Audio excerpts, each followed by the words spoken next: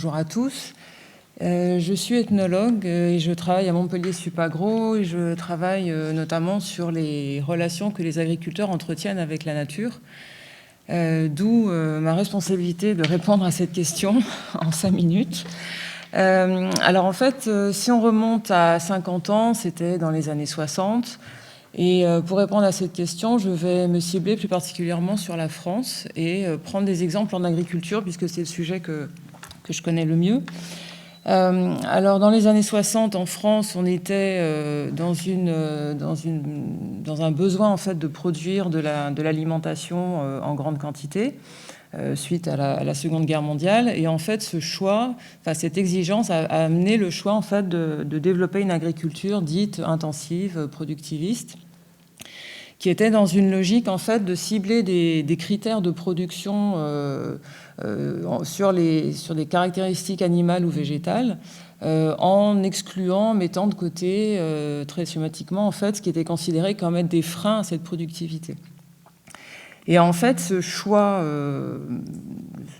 sociétal, agronomique et autres, s'est appuyé en fait sur une caractéristique culturelle occidentale qui est qu'en fait l'homme se considère être exclu, séparé de la nature, dans une posture de surplomb sur la nature, et cette nature, en fait, ces éléments de nature sont considérés en fait comme des objets, comme des machines dont il s'agit de comprendre les rouages, dont on peut démonter les rouages en fait pour mieux les connaître et pour en optimiser le fonctionnement.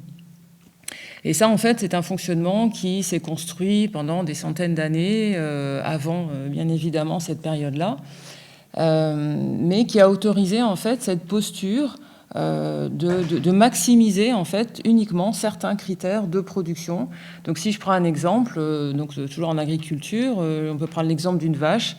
En fait, la vache devait produire un certain nombre de quantités de litres de lait de plus en plus importants. Et on faisait tout pour amener ça. Et en fait, cette vache était considérée comme un objet dont il s'agissait de comprendre en fait, le fonctionnement biologique pour optimiser ces processus. Et donc l'homme était considéré comme le seul être ayant une sensibilité, une intelligence, donc comme étant capable en fait, de gérer ces objets qui étaient à sa disposition selon ses critères, selon ses propres besoins, donc de façon très...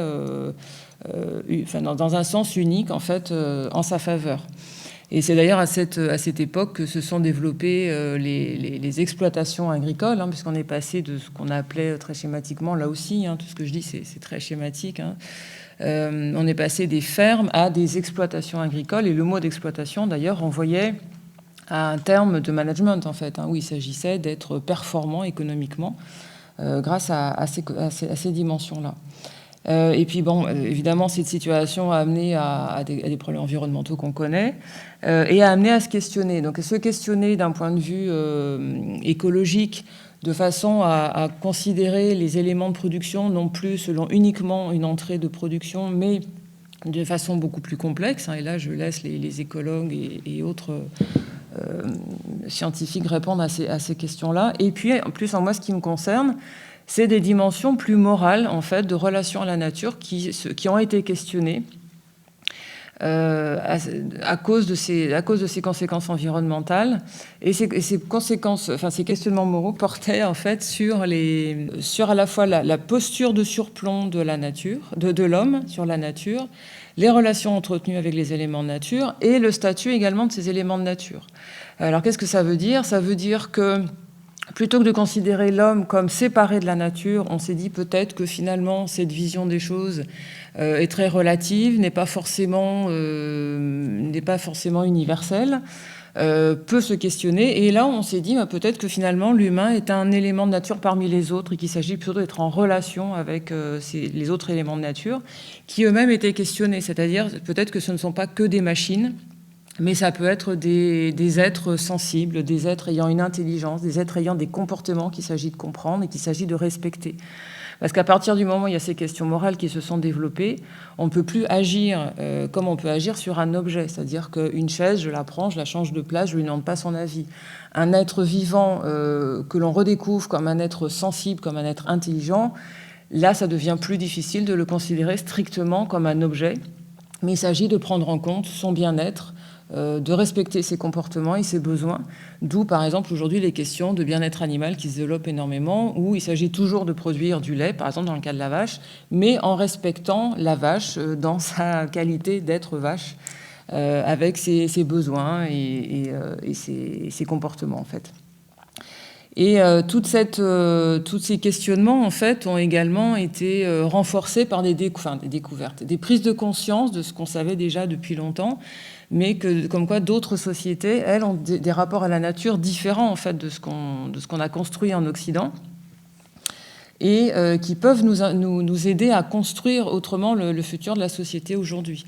Là, tous ces questionnements-là que je décris là ont commencé, en fait, la découverte et la dénonciation, en fait, des problèmes environnementaux a commencé, c'était très progressif, mais schématiquement, on peut dire que c'est dans les années 60, donc à cette même période du pic de productivité. Mais c'est déroulé, en fait, c'est construit pendant plusieurs décennies. Et là, c'est depuis quelques 10 ans, 20 ans qu'on re-questionne, en fait, ces questions d'intelligence animale, d'intelligence végétale aussi. On parle actuellement de développement de recherche sur l'intelligence végétale. Voilà, donc c'est quelque chose qui est assez récent, qui ne va pas assez vite, à mon sens.